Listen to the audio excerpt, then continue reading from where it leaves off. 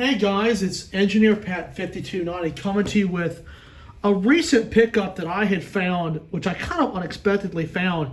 It is an Amtrak coach manufactured by Arnold Rapido. I'm guessing Arnold and Rapido actually had a deal in the N-scale side. And it's pretty cool. It's actually heavy. The coach is actually in very good shape. It's the streamlined version as well. So the wheels roll great on it. And you can see the trucks are this plastic color. And you can see the paint has actually faded a little bit. So what I plan to do is take a silver paint pen and paint those trucks up. And you can actually do this if the plastic is faded. You can actually touch these up without even having to bring out your paintbrush. So, just to kind of show you what it does. And you can see I have done just a little bit of touch work on this thing.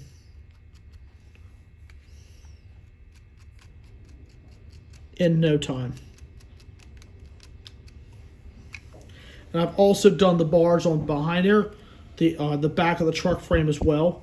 So, and you can just do this and there's no mess. Literally done within about 3 seconds. So that's what I'm going to be working on with these trucks to get rid of the plastic look. Just to touch this up a little bit, because eventually all the passenger cars will be upgraded to knuckles, as well as the Amtrak F7 that I have. So this has been mostly working on the cosmetics and getting them running. This car surprisingly rolls pretty well, and the paint pen dries in like a few seconds. I am working on that. So that's one of the Amtrak cars that I found, and I found it at a pretty reasonable price. And as you can see right here, what I've already done, you can tell the difference between the truck that I've painted and the one that has not been touched yet. So that's what I'm going to be doing with this one, because the trucks are in really good shape. Surprisingly, they are. They just need to have Rapido couplers when the time comes. So that's a little Amtrak passenger update on that. I'm also working on a Santa Fe caboose that's by Bachmann.